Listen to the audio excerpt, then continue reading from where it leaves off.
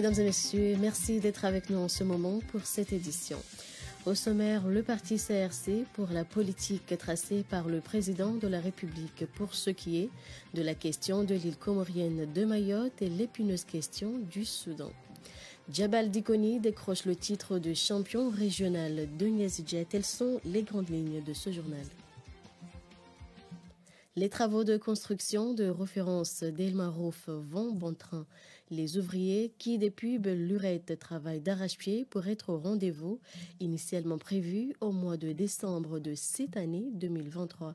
Une équipe de l'ORTC est allée à la rencontre du chef de chantier pour plus d'explications sur l'évolution des travaux. Reportage Abderrahmane Sania et Salim Ben Abdelazar Kachi.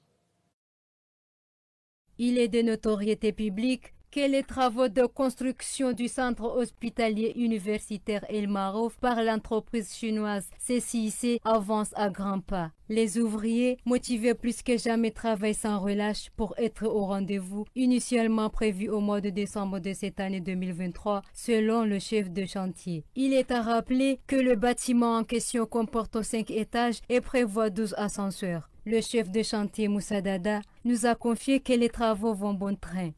Effectivement, nous avons commencé le chantier en septembre 2019. Nous avions un planning de chantier, parce que comme vous le savez, à chaque fois qu'on commence un chantier, on a un planning qui montre quand on démarre le chantier et quand on va terminer le chantier. Et ce planning prévoyait que les travaux allaient s'achever en février 2023, c'est-à-dire cette année. En février, on devait terminer le chantier. Déjà au niveau de la toiture, nous avons commencé la structure de la toiture, elle est déjà commencée. Donc, et après, vous voyez que toutes les façades, ça va être des murs rideaux, hein, c'est-à-dire ce sont des murs vitrés avec des plaques d'aluminium. Et vous voyez que toutes les structures de ces murs rideaux sont déjà en place. Il est évident que la construction de cet hôpital de référence permettra au pays de disposer des soins de qualité et éviter les déplacements massifs de nos patients à l'étranger. Pour ce faire, les autorités sanitaires ont pris l'initiative de former des jeunes médecins à l'étranger pour assumer comme il se doit. Et la direction régionale de la santé Nzouani a organisé des journées promotionnelles. Il s'agit de faire respecter le calendrier vaccinal des enfants en bas âge dans les différents districts sanitaires de l'île. Une façon de sensibiliser la population sur le vaccin anti-Covid-19. Reportage Idam Solehi et Abdelaziz Abdou. Des journées promotionnelles de la vaccination, c'est planifié par la direction de la santé. Les vaccins traditionnels sont au premier plan pour un respect strict du schéma vaccinal. L'organisation de ces journées s'est retenue dans différents districts de santé. L'objectif, c'est de sensibiliser les parents à faire vacciner les enfants dans la vaccination de routine, les vaccins traditionnels, c'est-à-dire contre la tuberculose, la diphtérie, tétanos, coqueluche, les hépatites, mais aussi contre la rougeole et rubéole. Le programme de ces journées, de Domoni, Pomoni et Mitsamidu, sera une occasion qui permettra de sensibiliser pour le vaccin anti-Covid. Le vaccin Pfizer est disponible actuellement. Donc, on lance un message concernant les enfants, les adolescents de 12 à 17 ans, à aller dans tous les centres de santé les plus proches, à se faire vacciner contre le Covid. Mais aussi les adultes, ils ont un choix. Les adultes qui n'ont pas fait la vaccination anti-Covid, ils ont un choix entre le vaccin Sinopharm et le vaccin Pfizer. Donc les vaccins Sinopharm, de même que les vaccins Pfizer, actuellement sont disponibles dans tous les centres de santé. 50% des adolescents sont vaccinés contre la Covid-19. L'interlocuteur privilège un discours protecteur pour tous via le vaccin. Pour avoir une immunité collective, il faut aller jusqu'à 70%. Donc on a du travail à faire parce que si moi j'ai fait la vaccination et toi tu n'as pas fait la vaccination, toi tu peux développer une pathologie, c'est-à-dire une Covid très grave. Par contre, celui qui a fait la vaccination, il peut être atteint du Covid, mais jamais il ne veut pas présenter une forme grave ou une forme compliquée de Covid. Donc c'est l'occasion pour se protéger Il faut que je fasse la vaccination et toi aussi tu fasses la vaccination. 31% à l'Union des Comores est le taux de vaccination. Atteindre les 70% pour une unité collective au niveau national. Près de 52% est le taux pour en juin.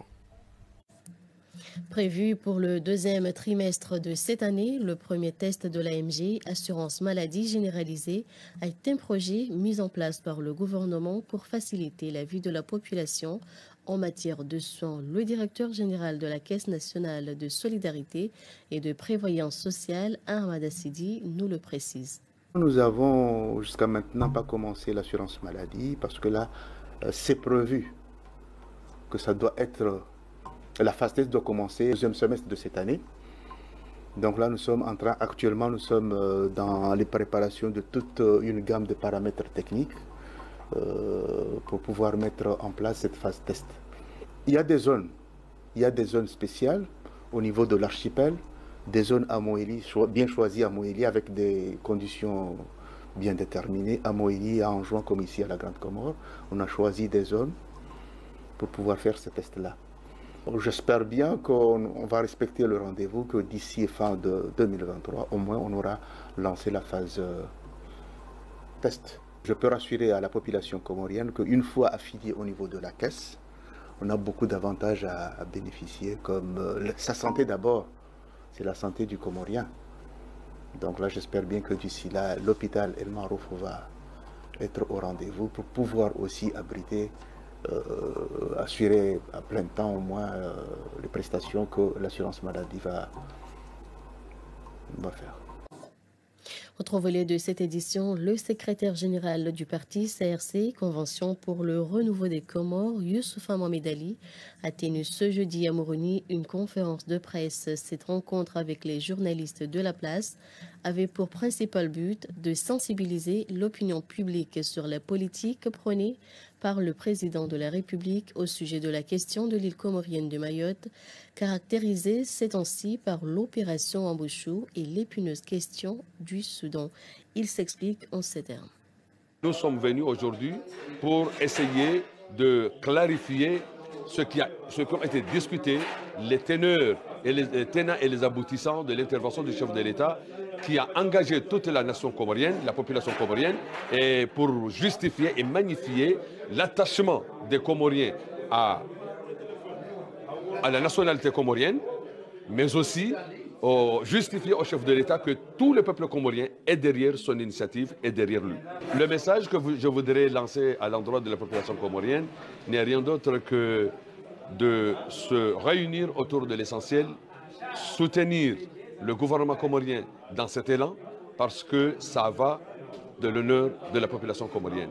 C'est un honneur pour la population comorienne d'avoir un chef de l'État qui ose défendre les intérêts de la nation, qui ose affronter l'adversaire dans un cadre d'une démarche ferme, mais aussi modérée. Le président de la République a opté pour le dialogue parce que seul le dialogue qui règle les choses. Et au bout des discussions, des belles idées vont émerger et nous sommes très optimistes, nous sommes très assurés que les résultats de ce dialogue seront satisfaisants et que les Comoriens vont retrouver leur habitude. Et les étudiants de l'école de médecine et de santé publique se sont exprimés ce jeudi par rapport à l'opération Wambouchou qui consiste à expulser les Comoriens à Mayotte. Comme tout le monde, ces étudiants sont contre cette opération et ils espèrent au plus vite le retour de Mayotte dans son giron naturel. Je voulais les dire de se calmer. Parce que par rapport aux informations qu'on voit, notre gouvernement est en cours de régler cette affaire-là. En espérant, Inch'Allah, que tout va bien se passer. Seulement, il y a de l'espoir. Parce que le gouvernement assure très bien. Parce qu'on a vu, notre président il a fait une interview avec RFI. Et les petites choses qu'on a vues, on a de l'espoir que, Inch'Allah, Mayotte reviendra. Oui, pour moi, il a de l'espoir. Dans le document, le Mayotte fait partie des Comores. Mais oralement, ils disent que le Mayotte ne fait plus de Comores. Ce n'est pas bien. Les Mayotte parlent comorien comme nous, on parle la même langue. Là, on parle la même langue. Aujourd'hui, on a besoin de l'île. Dans le futur, possible que la France quitte le Comores. Là, mais dans ce cas-là, ils auront besoin de nous. Autre volet de cette édition, ouverture ce jeudi à Moroni d'un atelier de validation du diagnostic littoral comorien. Les résultats des analyses ont été présentés pour trouver une solution adéquate. Un projet de la Banque mondiale financé à hauteur de 45 millions de dollars. Shafa Omarouf nous fait le point. Ce projet, c'est en effet une suite logique du projet Relèvement post-Kenneth et de résilience. Il s'agit là d'aménager les littorales comoriens endommagés par le cyclone Kenneth en avril 2019. Au cours de cet atelier, il était question de présenter les résultats des investigations et analyses réalisées dans les 4 sites prioritaires, à savoir Fumbuni, Djoezi, Nyumashiwa et Wani. C'est pour réduire les risques d'érosion côtière sur les sites les plus risqués. Pour la mise en œuvre de ces projets, des études ont été commandées, notamment pour pouvoir identifier et mener des études détaillées sur la construction de ces ouvrages de protection côtière. Des digues de protection seront réalisées. Aujourd'hui, le bureau d'études Aegis, en partenariat avec Artelia, est venu nous présenter ces études et on espère d'ici 2 mois ou plus tard, les appels d'offres seront lancés et qu'enfin les projets verront le jour sur le terrain. La Banque mondiale accompagne le gouvernement comorien pour améliorer la résilience et faciliter la reconstruction endommagée par le cyclone Kenneth. C'est d'aider premièrement à atténuer les effets du cyclone Kenneth. Vous vous souviendrez que des personnes ont perdu des logements, des biens ont été dévastés. Donc nos attentes par rapport à ce projet, c'est d'améliorer la résilience des Comores, c'est d'aider à faciliter la reconstruction après le cyclone Kenneth pour que le pays puisse vraiment se remettre clairement sur les rails de la croissance. Ces résiliences côtières visent à répondre aux objectifs sur 2 niveaux, l'élaboration d'un plan d'action de gestion des risques littoraux et de fournir des éléments techniques et scientifiques nécessaires pour les travaux de réduction des risques d'érosion côtière. Et le syndicat des agriculteurs comoriens a tenu mardi à Moroni une conférence de presse. Cette rencontre avec les représentants des médias avait pour objet de dénoncer les prochaines élections présidentielles à la Chambre d'agriculture. C'est pour un non-respect des lois selon les principaux acteurs de cette institution. Le président du syndicat nous donne de plus amples explications pour ce qui est de cette décision. On est là pour la Chambre d'agriculture. La Chambre d'agriculture qui est pour les agriculteurs. Aujourd'hui, la Chambre d'agriculture ne passe pas comme on a voulu. Parce qu'il y a un décret voté par les députés comoriens. Donc, le président des agriculteurs comoriens doit être voté par les agriculteurs, les éleveurs et les pêcheurs. Aujourd'hui, ça ne passe pas comme ça. Aujourd'hui, le président, par intérim, est nommé par le ministre de l'Agriculture. Et dans le même ordre d'idées, la Chambre d'agriculture a tenu ce mercredi une conférence de presse pour justifier la tenue de ces élections tout en appelant les membres du SNAC à y participer. Le président des éleveurs, Saïd Mzeyoussouf, s'explique en ces termes. On est là, bon, on a fait des appels comme quoi, s'ils voulons participer sur le vote de la Chambre, parce que d'ici quelques mois, là, on va faire les votes des présidents de la Chambre d'agriculture. S'ils veulent faire la candidature, il vaut mieux qu'ils arrivent ici. Même aujourd'hui, M. Imam Azali nous a donné une maison, ça c'est un bureau. Avant, on n'avait pas ça. Actuellement, on a un bureau. Si vous voulez faire des conférences ou les participer au vote, il vaut mieux qu'ils viennent ici. Ils viennent ici. Ça, c'est une chambre pour nous tous. Chacun il peut venir ici. Mais ce n'est pas la peine de rester ailleurs ou n'importe où, de faire des conférences de presse, d'insulter des gens pour rien.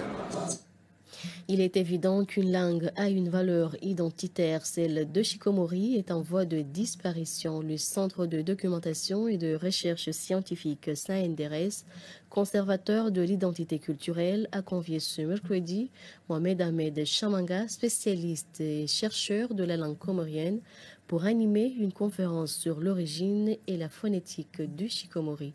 Reportage Chadel Libouana et Ibrahim Kavavo. Le Shikomori est une langue bantoue à une morphologie complexe, a fait savoir l'assistance Mohamed Ahmed Chamanga, le conférencier. Il a effectué beaucoup de recherches sur le Shikomori, raison qui l'a poussé à établir les règles grammaticales et orthographiques de la langue. Selon lui, même si elles ne sont pas encore officialisées, mais elles servent de base en attendant. Dans une langue bantoue, toutes les règles qui commandent cette langue dérivent de ça. Au point de vue de l'organisation du système nominal, du système des accords grammaticaux, tout se fait à partir de là. Ce n'est pas officiel dans la mesure où ce n'est pas encore appliqué dans les écoles. Donc ce n'est pas officiel, hein. Mais les gens savent quand même conjuguer les verbes. Bon, même si parfois, avec les jeunes, parfois il y a des petits changements, des petites modifications, mais bon, les gens utilisent.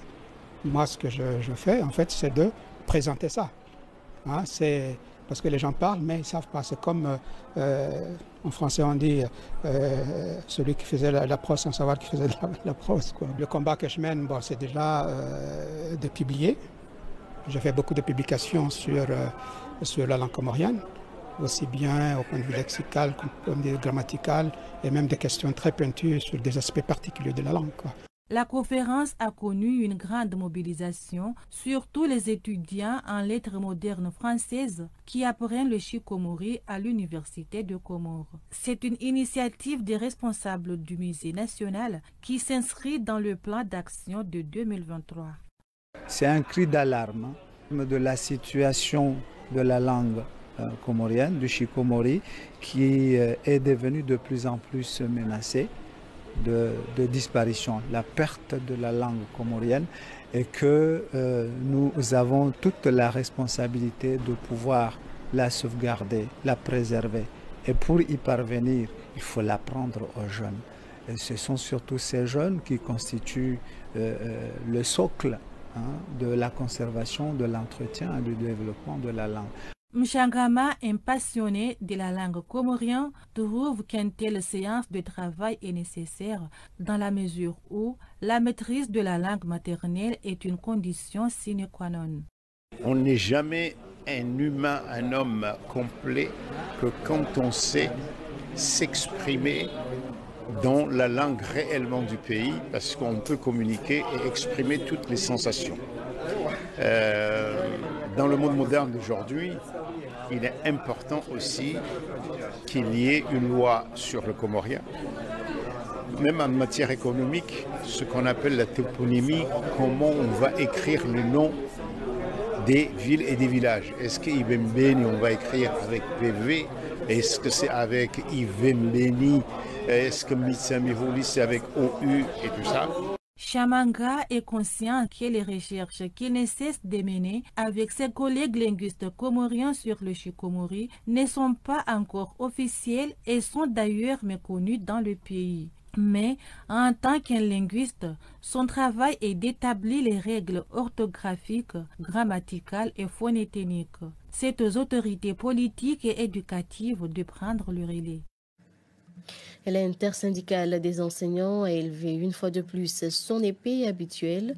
L'arrêt des cours de 72 heures suivi d'une marche pacifique et un préavis de grève illimité. C'est ce qu'a affirmé ce mercredi devant la presse le secrétaire général de l'intersyndicale des enseignants. Les causes, le non-respect d'un protocole d'accord signé entre le gouvernement et les syndicalistes le 18 mai de 2022. Que contient ce fameux document? Moussa Fongoulier, secrétaire général de l'intersyndicale, nous en parle. Suite à une mise en place d'une commission de contrôle et de vérification de tous les agents de l'État, alors l'intersyndicale, et donc c'est tous les enseignants vont bénéficier des avancements. Les fruits obtenus suite au contrôle de la commission mise en place vont être affectés au niveau des enseignants pour faire ce que nous appelons des avancements. Mais il se trouve que, très malheureusement, jusqu'à aujourd'hui, le gouvernement n'accepte pas de se prononcer par rapport à la mise en place, justement, par rapport à cet acte, c'est-à-dire à cette procédure d'avancement. Et le comble, c'est que derrière tout ça, nous avons constaté que les autorités ont mis en place un processus de recrutement. Donc nous avons estimé que non, ce n'est pas ce qu'on s'est convenu. On s'est convenu que les fruits qui seront issus des contrôles seront affectés à des avancements pour les enseignants et non pas à des recrutements. Nous ne sommes pas contre les recrutements. Par contre, nous voulons que si recrutement il y aura, eh bien, à ce que ça soit fait de façon rationnelle. Donc nous avons arrêté 3 points essentiels. Dans les jours qui viennent, nous allons lancer un appel à tous les enseignants d'observer un arrêt de travail de 48 heures ou de 72 heures. L'examen blanc organisé par la direction générale du lycée Saïd Mohamed Cheikh de Moroni, dont le but est de tester le niveau des candidats à l'examen du baccalauréat, a pris fin ce jeudi. De sources proches des candidats, l'examen blanc s'est bien déroulé et l'espoir est permis avant que le coup d'envoi des épreuves ne soit donné. Reportage Ikam Ben Saïd et Salim Ali Ratsiraka. Cet examen blanc qui a débuté lundi, achevé ce jeudi, donne une indication claire sur la préparation des candidats pour l'examen du baccalauréat. Cette année, 200 candidats ont pris part à cet examen. Les prétendants se sont montrés plutôt confiants quant à la difficulté cette année, le trouvant plutôt facile. Selon moi, les examens du baccalauréat blanc n'étaient pas si difficiles parce que on nous avait dit que le bac blanc ce sera un bac difficile par rapport à le bac national, mais d'après moi, ce n'était pas le cas, c'était des bacs tranquilles. Les responsables du lycée Saïd Mohamed Cheikh se disent prêts pour l'organisation de l'examen national prochainement. Est-ce que le lycée Saïd Mohamed Cheikh, à l'heure actuelle, est prêt pour les examens nationaux? Oui, je l'espère. D'ailleurs, presque tous les enseignants ont fini leur programme. Maintenant, on est à 80-90% du programme. Donc, je pense que les élèves, d'ici fin mai, début juin, seront prêts parce que le programme sera presque fini. Les examens blancs du baccalauréat sont importants pour les élèves et tous les établissements en général. Grâce à eux, les élèves ont une idée claire de ce dont il sera question au cours des épreuves. Du sport à présent pour terminer cette édition, l'équipe de football Djabal FC Dikoni s'est emparée du titre du championnat régional de Ngazidja. Elle rejoint ainsi Style Nouvelle d'Anjouan et Fomboni Club de Moéli pour la phase finale de la compétition. C'est au terme des matchs qu'il avait opposés à Étoile des Comores et terminé sur le score de 2-1 au stade de Nyumadzara Bambao. Les Bleus Dikoni sont de nouveaux champions après leur sacré de 2012. Reportage Ossamedine Benhamed. En s'imposant 2-1 ce mercredi devant Étoile des Comores au stade de Nyumadzara Bambao, FC Djabal est sacré champion régional en Ngazidja et valide ainsi son ticket pour la phase nationale. Les supporters des Bleus ont manifesté leur joie au stade de Nyumadzara pour célébrer cette victoire leur permettant de remporter à nouveau le titre régional depuis 11 ans. C'était un match très attendu. Étoile des Comores cherchait un point pour assurer son maintien et Djabel voulait à tout prix les 3 points pour rejoindre Style Nouvelle et Fomboni en phase nationale. Malgré l'ouverture du score par l'équipe haute, suite à un tir de 25 mètres d'Omaïr Chaban à la 21e minute de jeu, les protégés de Zainoudine ont marqué 4 minutes plus tard le but égalisateur grâce à Omar Abdelaziz, profitant des mauvais dégagements d'Urfan Ibrahim. Au début de la seconde période, les coéquipiers d'Habib ont rehaussé le niveau pour marquer le but victorieux sur un corner à la 50e minute de jeu. Djabel Foot est en tête du classement avec 44 points en devançant l'Union sportive de Zilmadjou de 6 points à une journée de la fin. On est vraiment content, c'est le résultat d'un long travail. Nous espérons gagner le prochain match car on veut toujours gagner. Maintenant, on est déjà en phase nationale de la Coupe des Comores et du championnat. Notre objectif est de remporter les trophées au niveau national. Meilleure défense de Lille avec seulement 11 buts encaissés, FC Djabel n'enregistre qu'une seule défaite cette saison. Et c'est avec la page sport que se termine cette édition. Mais avant de vous quitter, nous vous rappelons les principaux titres. Le parti CRC pour la politique tracée par le président de la République, Azélia Soumani, pour ce qui est de la question de l'île comorienne de Mayotte et l'épineuse question du Soudan. Djabel Dikoni décroche le titre de champion régional de Ngazidja. Et c'est la fin de cette édition. Merci à toutes et à tous de l'avoir suivi. Bonne suite de programmes sur ORTC. Très belle soirée à vous tous.